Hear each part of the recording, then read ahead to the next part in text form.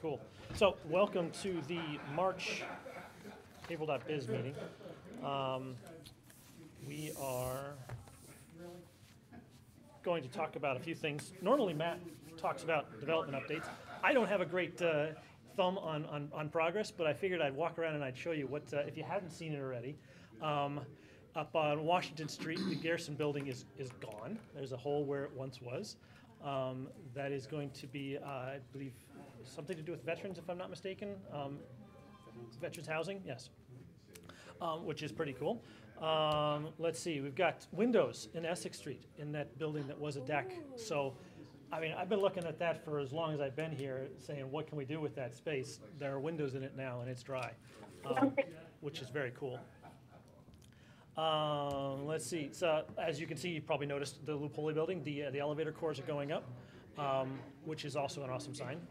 Elevator core and the stairwell core, those go up first, and we'll see progress as they continue.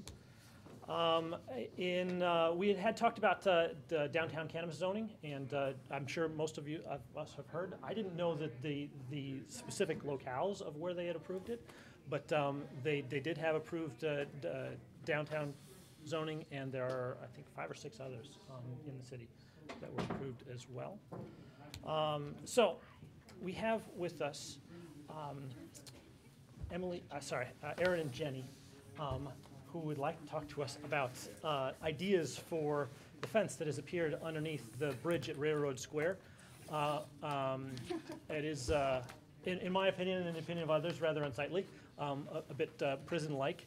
And we're hoping, since this is considered to be by many to be the gateway to the city, the gateway to downtown, what, if anything, we can do with that in partnership with MBTA to either dress it up or modify it in somewhat. Erin and Jenny have some ideas that they'd like to share with us. So when you're ready. So we inserted the ideas here. So I'll just say, interestingly, I never realized that there was already barbed wire there in years past, but for some reason this new fence is taller and has barbed wire on the top, and it seems even more, like, I don't know, not unwelcoming. But when we went back in Google Images from, like, what, 10 years ago? Yeah. There's always been barbed wire there, but for some reason it didn't seem quite as... I think what it is the new fence is much taller, and it is... it's more of like a prison fence material, so it cannot be climbed. It's more of like almost like a chain mini wire. Yeah. So Erin and I were kind of thinking not just about the fence, but as this whole area as an entryway to the downtown, because that's been mentioned for quite a while. That this is exit 49 is the best exit to tell people to get off to come into the downtown. So this would be the place to be a little bit more welcoming. So. So we could just do the fence and kind of tackle that as a project, or we could tackle kind of the whole picture and turn it into the gateway that everyone talks about it being. So we kind of liked that idea and went with it. So we just kind of broke down the mural idea, the signage idea, and the fencing idea, and are curious. We'll just like run through that, and then curious what you guys think, what might be most successful, what's not great, and kind of getting feedback would be great. So I think what we did first was the mural, maybe, is the next one? Yeah. So we identified... Or no, the fence. Oh, the fence. All right. I can't remember. Do you want to speak to the fence? Sure, yeah. So we had kind of 2 ideas for the fence. It seems like a fun spot to do something a little bit more interactive. People aren't going to be hanging out down there. We don't really want to draw people to chill under a big train fence, but it would be nice if there is something that makes walking underneath it exciting and interesting. So we kind of went with 2 ideas. One would be where, depending on which way you're walking, you get a different design, which we've seen a few other places, and it's just interesting, fun, and adds a different element when you're looking at it from all different directions. It wouldn't come out too far, it'd just kind of be angled pieces is kind of the best thing we could come up with. We'd have to kind of figure out, like, how far we'd be allowed to come out, and making sure, like, the top and the bottom don't have, like, entrances for garbage to get into and things like that. But it'd just be a nice opportunity to do something a little bit more different with the 2 image We did play around with the idea of seeing if, we could turn that area into a little parklet or something, but the more we thought about it, and, there's a reason why they had felt they needed to put this tall fence that could not be climbed with barbed wire on the top. So we decided that probably the much easier route and much more doable route would be to just affix something to the front of it or somehow change the facade of it, rather than try to get them to allow us to use that space for anything. So then the next slide shows we could also do something that's a little bit interactive, where you could actually do something experiential with the fence. The one on the far left are just kind of these like plastic feathers that change with the wind, or you can come in and you can like play with it and change it, and we could even put a little like signage next to it that has ideas of designs you could do that are laminated that people could play with. The top right is just kind of blocks, kind of in a totem, that are different colored, so you could change the colors, you could spin them, they would move with the wind, just something that adds a little bit extra. And then the bottom one, it's just 2 colored balls, and so you can do designs, you could do words, again, something that's a little more interactive, but just kind of, why not access the space on another level if we can, is what we were thinking. So those are our fence ideas. Yes. So do we know why in the first place does the mayor or anybody know why they did go up that height and just put that massive, like, the barbed wire type at the top? We haven't been able to figure it out yet. No, They just don't want anyone under the bridge or near the trestle, I guess. That's, Is that how you access the bridge too? Because they had so many deaths of people that were cutting across the river over the train I bridge. think No, it's you can easier walk to across access the on the other side of the Yeah. bridge. Yeah, I mean, you can walk across the trestle from the train station. There's nothing stopping you from walking across the top side. Oh. So I have no idea. I mean, anything's better looking than what it is. It's such an awful eyesore, I think, when you're going downtown. It makes us look like a prison community. Yeah. I like Yeah. I think anything will look better, but the first one's like more, the second one's a maintenance guy or a handyman, so I'm always like, how long are things gonna last? Yeah. Maintenance-wise and durability-wise, and my thing, temperatures with cold, hot, and all that breaks down, usually plastics or anything like that. And when you're playing with things and people and kids, that's gonna wear out more. It seems like you'd have to replace a lot of the things. It seems costlier Yeah. in general. And to start, it most likely is too. Yeah. But I mean, those I think just look nice. Thank And, you. I mean, you could always go with something just flat, but we were trying to think outside the box a little bit and see other opportunities, Yeah. something a little bit more interesting. And there's companies that specifically just, you give them the measurements for the fence and they just send it to you, and or they install it too? Oh, no, we haven't looked into that. Assumed. Oh, okay. Yeah. Oh, okay. These have been done before. Yeah. Yeah. This is basically just an accordion. Yeah. Yeah. No, that's great. And we were thinking too, you see a lot of fence art that kind of, what's the word, that goes in and out? Oh, the weaves. The weaves, Yeah, thank yeah, I've seen you. those. That Yeah. weaves through, and the chain link is so thin, or so small on these fences that you really can't Yeah. do a weaving type of, art That was installation on it. our first thought. And on Yeah. a traditional chain link fence, you'd be able to do that, but it's Yeah, super this one's tight. way too tiny. Yeah. 3-dimensional is nice though, because you can see it as you're driving too, more than flat, right? Yeah. Right. Yeah, it looks really cool. We can go to the next one. So then we identified this wall as a perfect mural wall. There's no signs on it. It's also the way that people come down from the train station. There's a little tiny weird little alleyway that some people use from the other side of the train Yeah. tracks, but this is more of like the main way that commuters would be coming down unless they go over into the parking garage. And obviously these are just some ideas, but we love the sturgeon. Like, I think the sturgeon, as hideous as the sturgeon is, it's super cool, and I tell everyone I know that the sturgeon chooses to start its family in Haverhill, and I think that's pretty special. There's no other place along the Merrimack River that sturgeon lay eggs and start their really? families. So there's Oh, wow. something about Yeah. Haverhill. Really, I had no So idea. we thought it'd be Yeah. a kind of might be a fun place for like a funky sturgeon mural or something. The one on the left is Yeah. really colorful. Isn't the Yeah. sturgeon the mascot for the Haverhill, the Ruckus, the River Ruckus? Yeah, they don't Oh, use yeah. it anymore, Just but Sammy. yeah, Sammy the sturgeon. Yeah, our friend used to have to walk around in that thing on a hot day. Yeah, it wasn't a good idea. But yeah, Sammy the sturgeon. The only obstacle with that wall is it is like not particularly flat. It has It's very rigid. divots or something in it. Well, you I can don't skip it as Yeah. a prereq. And actually with that wall, so when we did the Essex Street Gateway mural on Essex, the big one, that wall was absolutely disaster.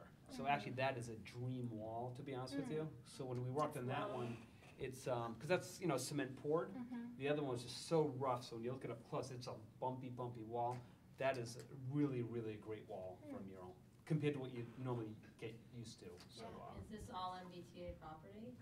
It might be, don't know. but again, where they don't have signs on it, I don't see too many obstacles getting in the way. But yeah, I mean, we're gonna have to address that anyway if we address the fence. Right. So it might be a good time to Same time, throw it all at them.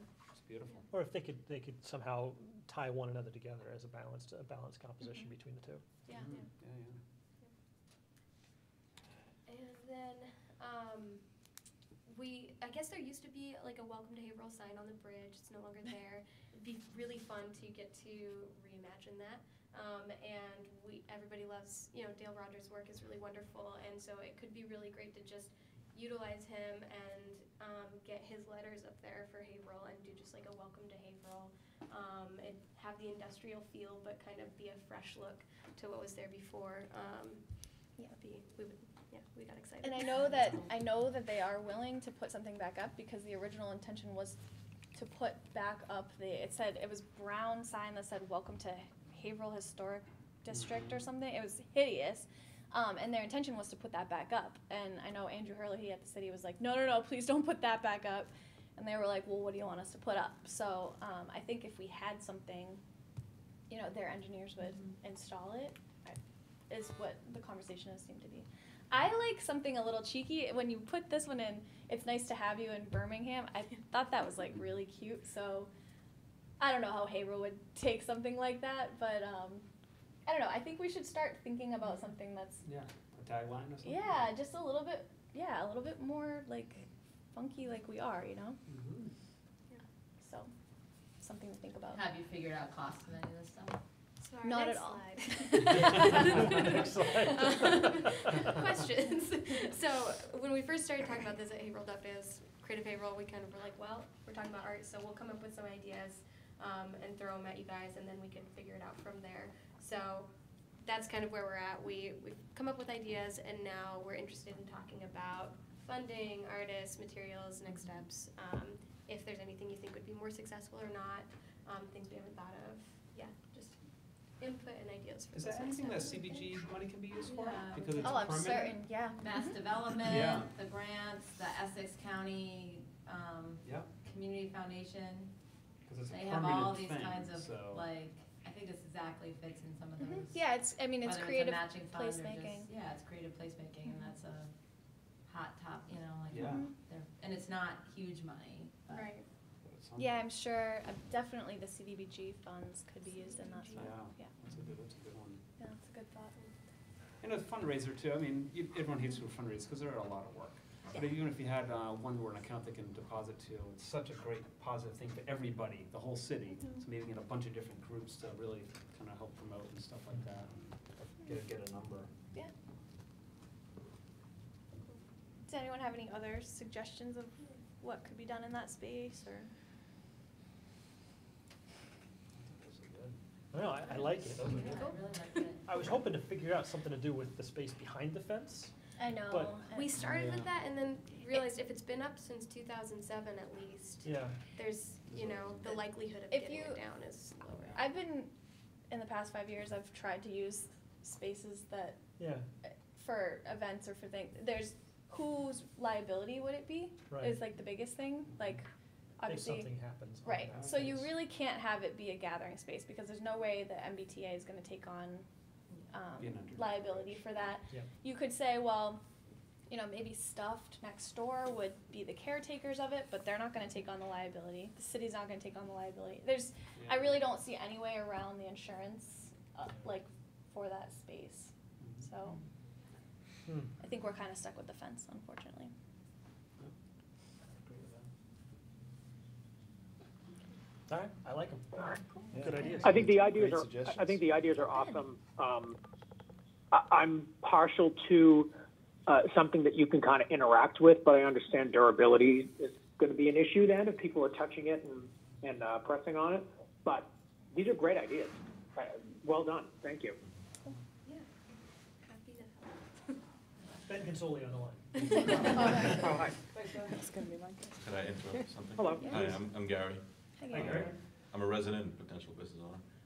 I like the, for funding, I was thinking maybe crowdfunding. Because as a resident, I would certainly give money for that. Yeah. And I think the sign, Welcome Hero, I think that's brilliant. Yes. I think you need something like that. Because as the city grows, I think, as more people come, I think that's something to be proud of. Yeah. Shows some pride. So, hi Ben, I'm neighbors with Ben. Oh, your neighbors with me. Hello. Right, If we could only do one of those things, does anybody have any preference on, like, what do you, I mean, obviously, we've been talking about the fence, I see the but, fence first. Yeah, Yeah. and then the No, mural's an that's- awesome tack on it. I really But the do Welcome to like Haverhill is a pretty I think big, like, that's pretty- impact. I just think about what the farmer's market painting has Yeah, done for yeah. this garage over here. Like, Yeah. that has totally changed. I mean, even just like, I tell people, look for the farmer's market sign, like, you see it stands out. Yeah. It just did something so wonderful to that, like, ugly garage, right? So, Yeah. think of, I mean, and if you have Dale Rogers doing it, if he would do it, you really could Yeah. have quite a statement. maybe that would be enough to just distract people from the fence. Right, right. At least from that direction. Yeah. Yeah, I think the welcome sign has to go back up as Yeah. a priority. I don't know what plans are in place for it, if there's anything. I There's think if we nothing. seek out a grant, we seek out that whole. Yeah, I think I the agree. entire, Is all three one, pieces, you you know, know, here's whatever. here's the core goal, which is the welcome to Haverhill. Mhm. And then we got stretch goals for the fence that's ugly and the mirror as a, a capstone or something like that. Mm, You know, see if we can get it funded and The whole thing. the whole thing. yeah. It's one of those trade-offs too, so if you have the ugly fence like it is now, you're driving through, you're like, ugh, it's ugly. But then you have a welcome to Haverhill sign, and then the next thing to your right is this big ugly fence. It's kind of like promoting, like, oh, welcome to Haverhill. It's like, you know? So it's almost like, ooh, you kind of need the fence first, and then you have the welcome to Haverhill, like, ah. Yeah.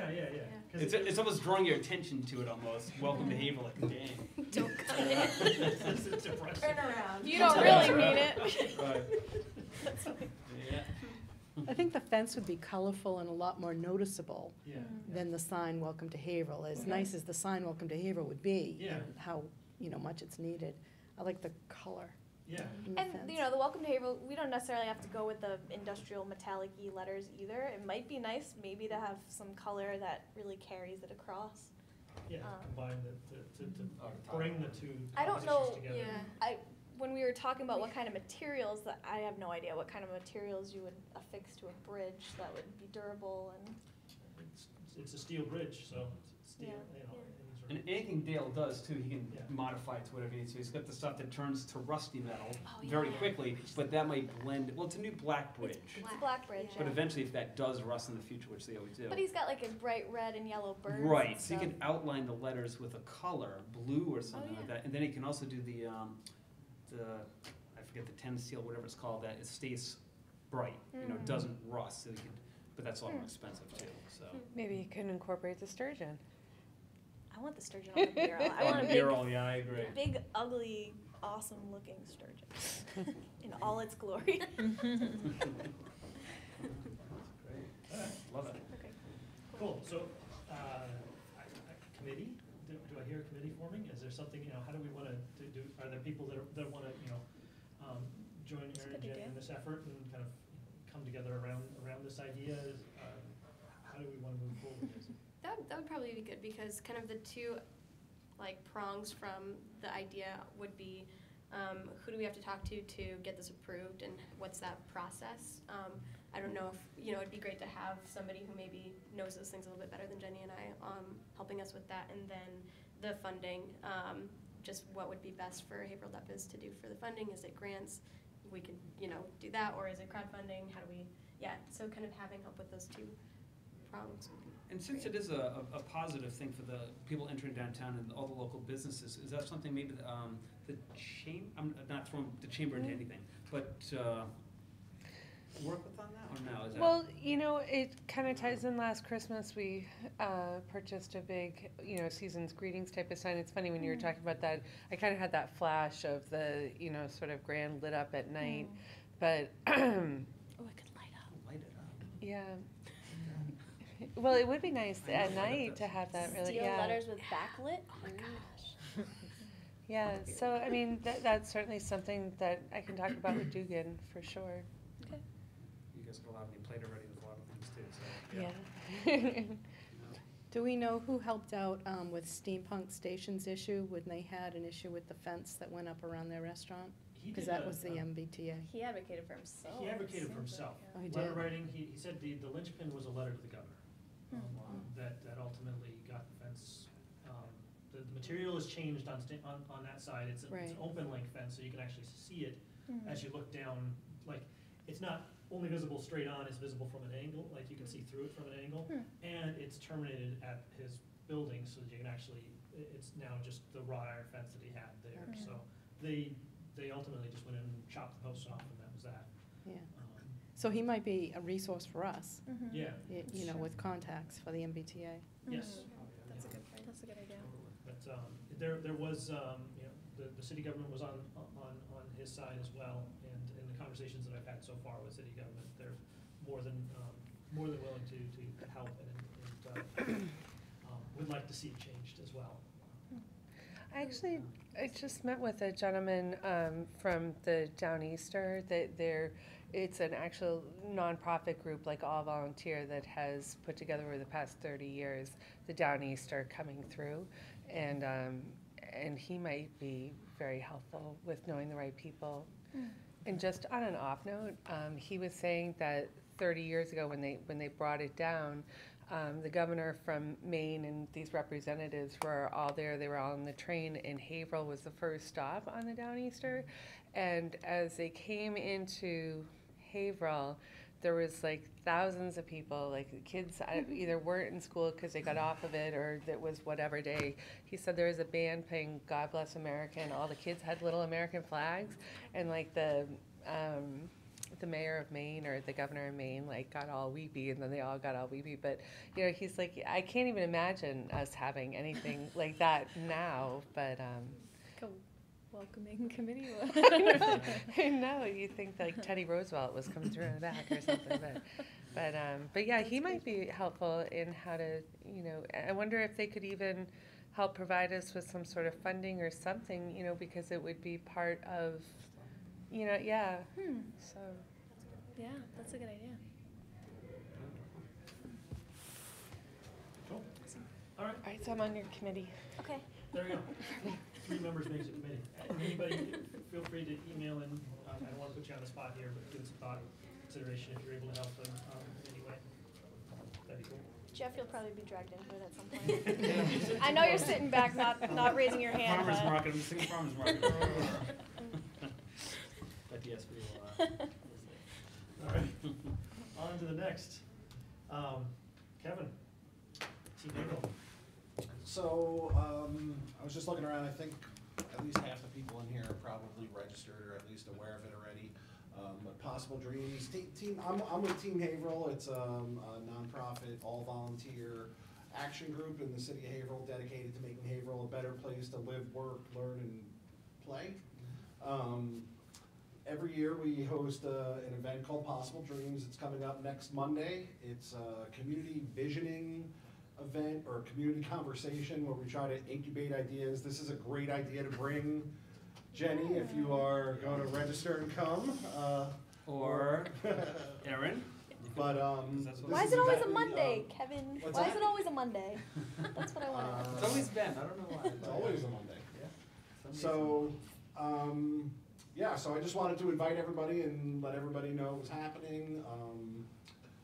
It's, if you haven't been there before, usually it's facilitated by Alice Mann, the past president of Team Haverhill, and she's very good at facilitating the meeting and kind of, we start with a small, it actually starts, there's half-hour refreshments and seating and that kind of stuff, but it basically boils down to small group conversations where we then,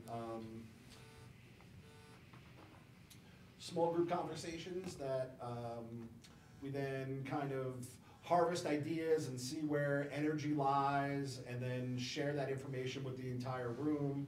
And then this year we are going to be breaking off into more like action team groups based on where particular people's energy is.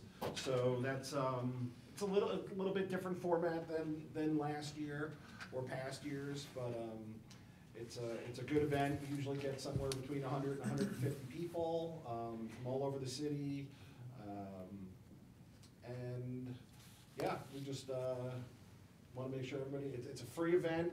So everybody is welcome to attend, and just bring ideas. You don't need to be really prepared or bring anything. We just ask that you sort of participate with the people at your table, and it's 2 hours. We try to get we try to stick to the times. Alice starts promptly at 9 p.m. and 7 p.m. and it ends right about 9 o'clock, and it's usually a pretty good event. So hope you can make it. You can register on our website, teamhaverhill.org. If you haven't already.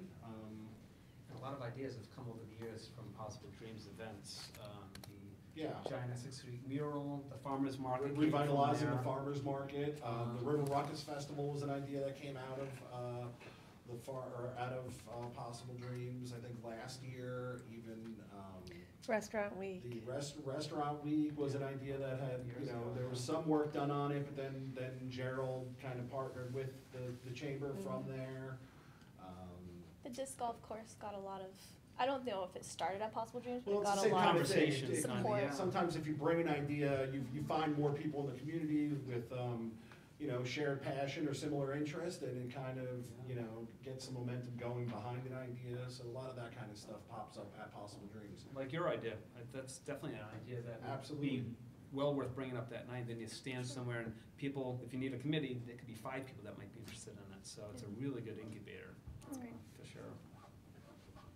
Yeah, I know we also have another sort of mini project coming down the line about something that we're probably going to talk with Haverhill.biz about at some point in the future, because it overlaps some of their goals, but it has to do with little spaces in downtown, kind of what do we call it? Like a cleaner and greener downtown kind of thing. Like if you walk down from the corner here at Harbor Place to the railroad, to the railroad bridge, there's just different spots where there's in the sidewalk where there'll be a tree that was cut out. Now it's just a stump sitting there, or little overgrown patches where sidewalk blocks have been removed. So we've talked to the Firefighters Museum as well. They have a little fire hydrant painting packet, or I don't know, a kit. I have Yeah, you seen that? It's a kit. It's across from the station. So we're going to work in partnership with them, probably in May, after the citywide cleanup, things like that. But we're going to go through and try to work with them. And Bright Sides, we've adopted a couple other planters and things like that, and try to kind of go from Harbor Place to the railroad tracks and see what we can do to just, again, those are real small. Some of them are literally one sidewalk block big. So they're just little small projects that we're going to try to pick away at for the next year and see what we can do with those. So. There's a lot of not a lot, but there's dead trees on Merrimack Street that just need to come down. Well, and the reason why is when they planted them, if you look at them, you got the big tree, and then you got a planter like this big underneath, and now it's all tar and cement around it. Yeah. So all the roots are getting choked out by that, so not enough water's getting in there. Yeah. So they're eventually all gonna kind of, They're it's kind unattractive. of a weird plan, but.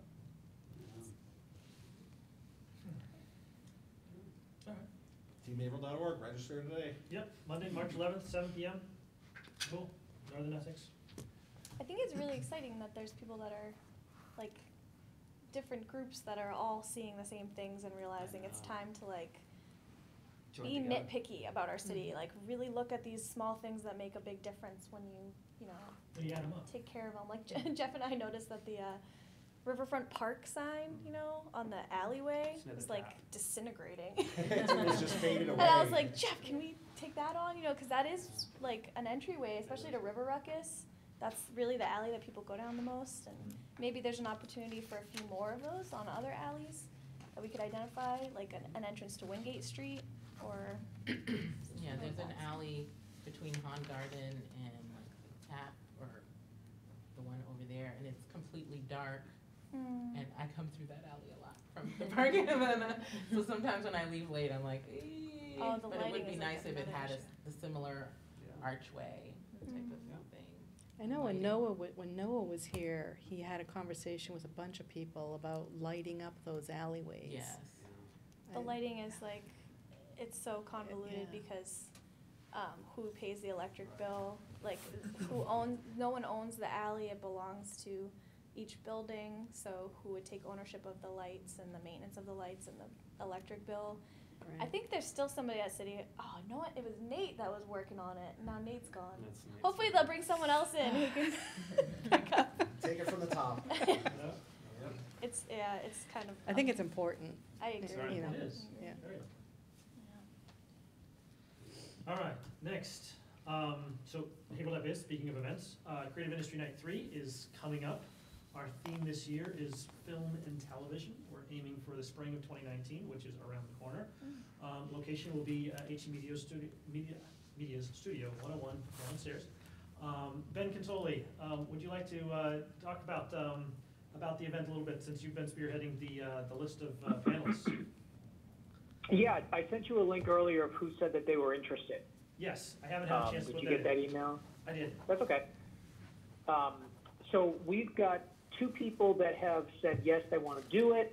It's just a matter of logistics and timing at the moment. One is John Stimpson. Stimpson. He's the owner of H9 Films, and he's also a director. He directs a ton of movies that air on networks like Ion and Lifetime. Like a lot of TV movies, a lot of like kind of lower level, not national, huge movies, but he does a ton of work and he's local. And he can speak to, first of all, he's a really good speaker, and he can speak to local filmmaking because he produces everything here. And he has a huge portfolio of films. It's ridiculous.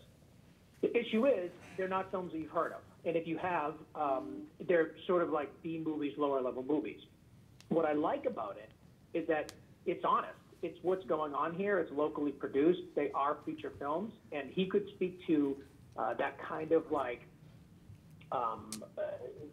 it's indie but funded, if that makes any sense. Like it's not like an indie film that is trying to get into festivals. These are films that are actually purchased.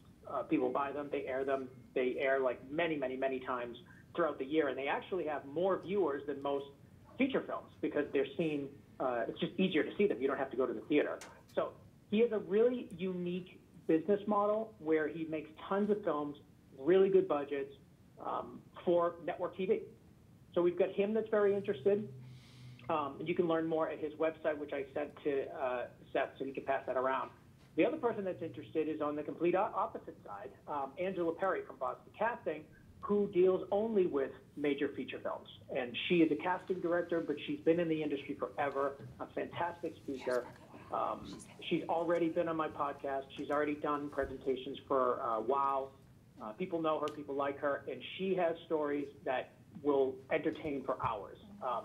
She knows everybody, she's worked on everything, and she can speak to the local filmmaking market because anytime a major film comes into town, she is casting it, which is pretty cool. So she's got a lot of interesting stories to tell. That's great that Those she's are in, the because two I think she's awesome. She's I- fun. Yeah, I've heard her on his she's great. podcast and seen her speak at other things, and she's very funny and great. You know. Yeah, if you want to hear her, you can listen to her on the show. I gave you that link, Seth. Yep. But just very warm and welcoming, and she's got stories for days. And I think her big thing is she can speak to all those huge movies that come into town, and she is basically there side by side with the directors, finding their cast. So she's got interesting stories. Both of them have said they're interested. Both of them have varying availability and have been just like, give me a date range and we will do our best to make it happen. I know John is ending a production in early April, so he was saying later in April is better for him if we want to use him. And those are, I'm waiting on 2 other people, but they are not as influential as these 2. They're more on like the commercial filmmaking side, smaller budget stuff. And if we could get these 2, I think that'd be more valuable. What I would like to see is one other person that can speak to like a different side of filmmaking, I think would be interesting. I don't know who that person is. If anybody has any suggestions, that's great. Or if anyone has suggestions to replace these two, that's certainly great too. But that's what I've got so far. What kind of side of filmmaking, what would the other side be that you think would be most interesting to add to that? Well, so we've got major features from a casting perspective and just like an industry background perspective. We've got John that deals with feature films for television. I know we were talking about trying to incorporate HD media in there. That may be good. Maybe it's somebody that's like a cinematographer or somebody that like is right in the middle of it, not a producer director, someone that's actually there filming. That could be interesting. There's one guy that I've interviewed before that's local. He's a filmmaker and he's done. He was a cinematographer for Anthony Bourdain's shows, all of them. He's been on the show before and he's a good speaker, but he lives in Vermont. But he's come down to Boston many times for different things. And I don't think he's on a big project at the moment. Maybe somebody in reality TV, maybe somebody in news. That would be kind of interesting too. But what do you guys think? I mean, I'm just. Well, I'm throwing out thinking, ideas. Ben, this is Darlene, from HC Media's perspective, we could definitely speak on what resources are currently here in the community for budding filmmakers who just want to get their hands on cameras and start shooting and, you know, seeing what comes of it. And then, of course, we provide the platform to show it on TV. So from a very local resource community perspective, we can speak on that.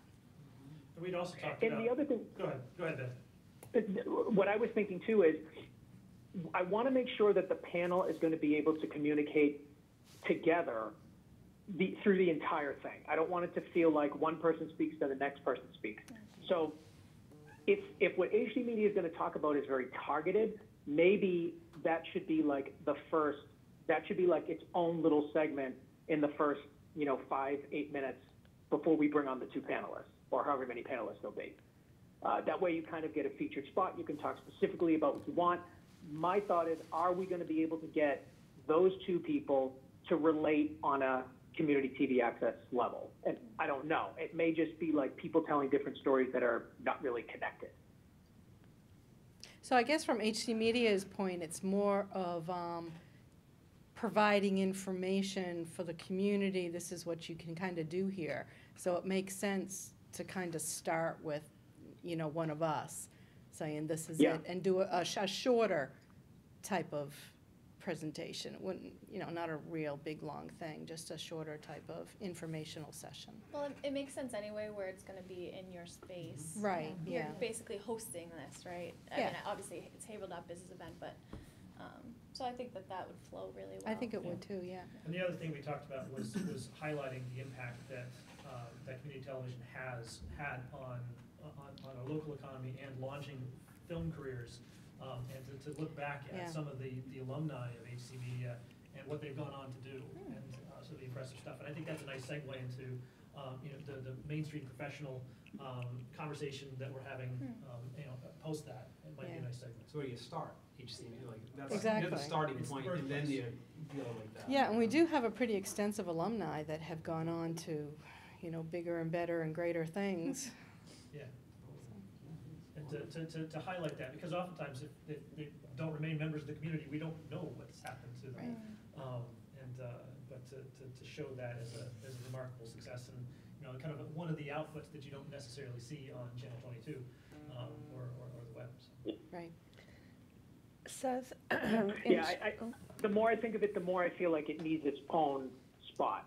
Yep. And I wasn't even thinking about that we're in your space, which is so obvious. It just completely slipped my mind. But yeah, that totally makes sense. It's your space. You're kind of the first thing to talk about filmmaking, the transition from when you first start to when you go off to something larger, and then we talk to the people that are doing larger things. That seems to make sense to me. I think that'll flow well, Yeah, I like it. Yeah, I do too. It makes sense. Yeah.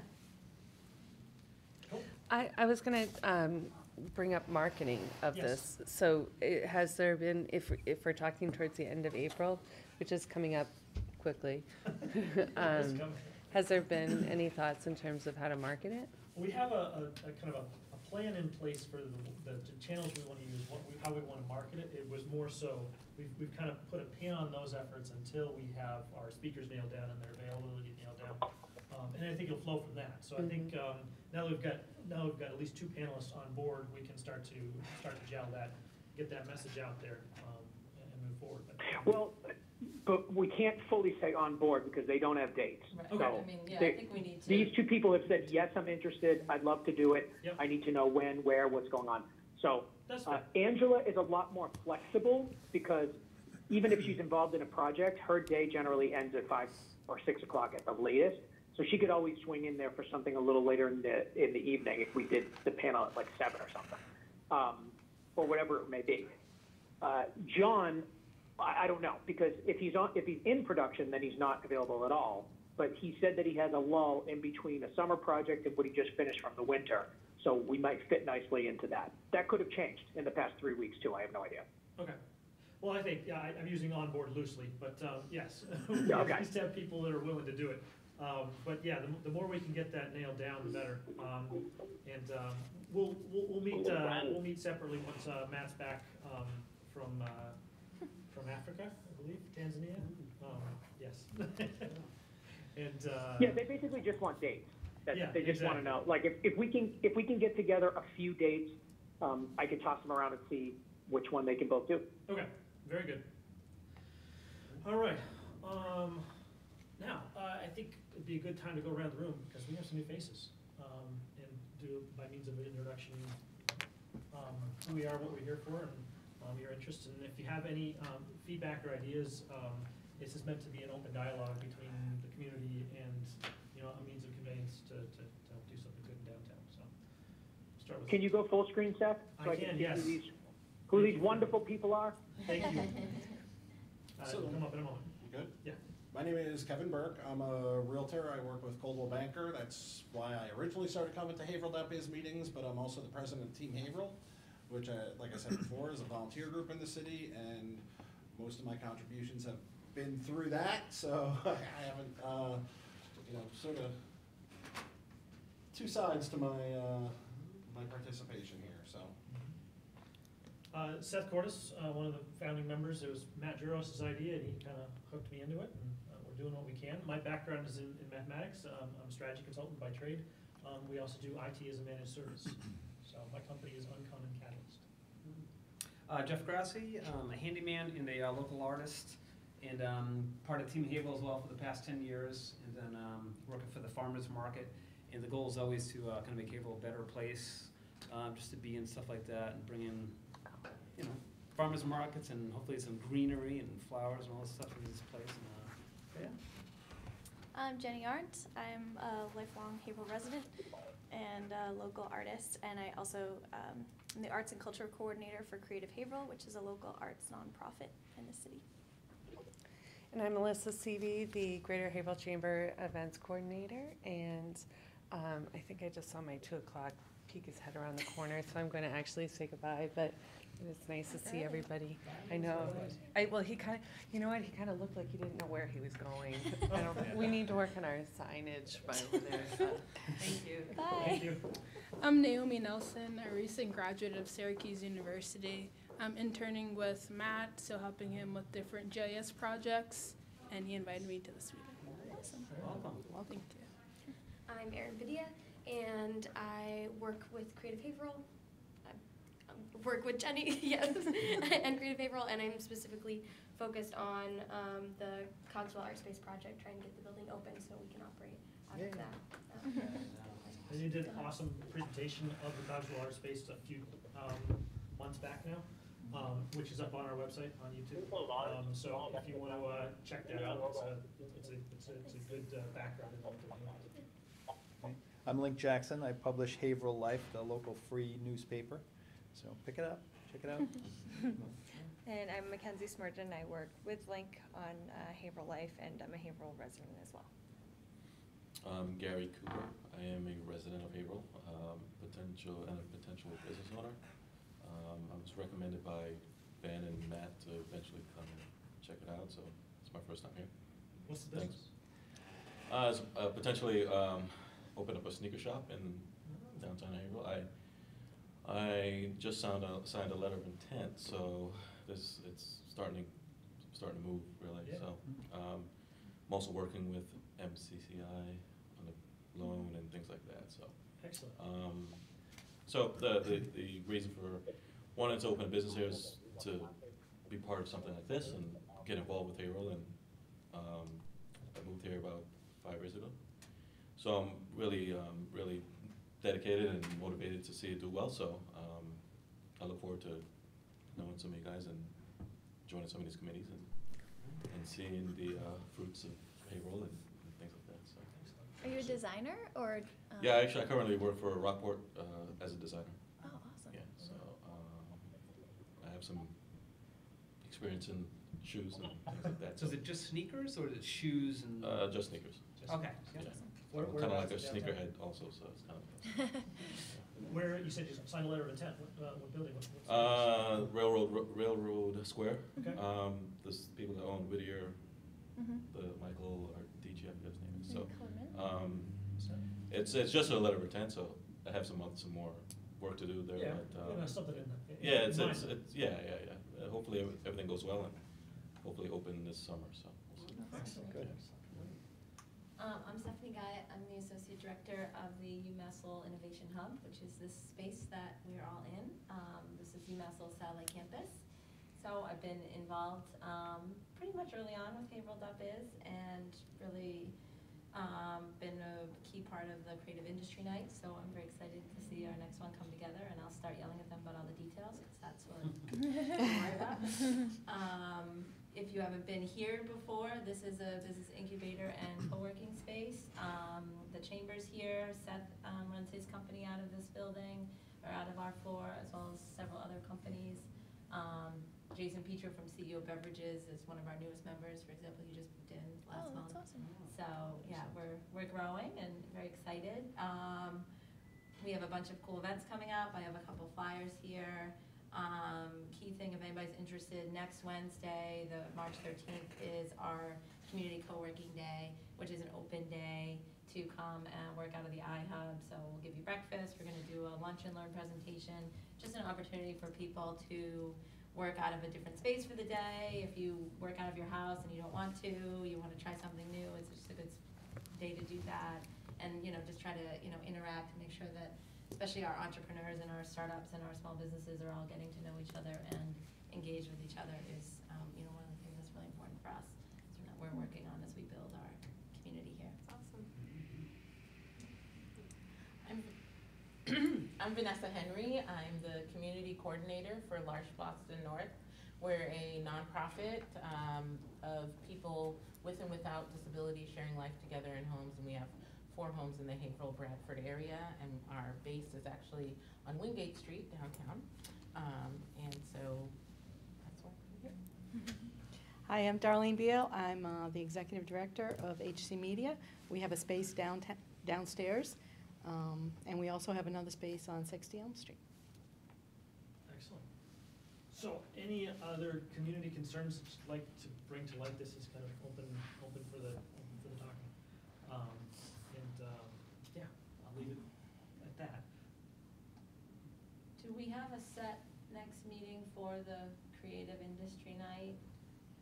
We haven't set one, Okay, but I and will. if anybody wants to be involved in that sort of subcommittee that Yes. really plans those events, anybody is welcome, and we love anybody who wants to be involved in that, because we do them completely, we have no budget, we do it grassroots, and we've pulled together 2 of them, knock on wood, pretty well, so we're gonna try to do that again with this next one, so. Yeah.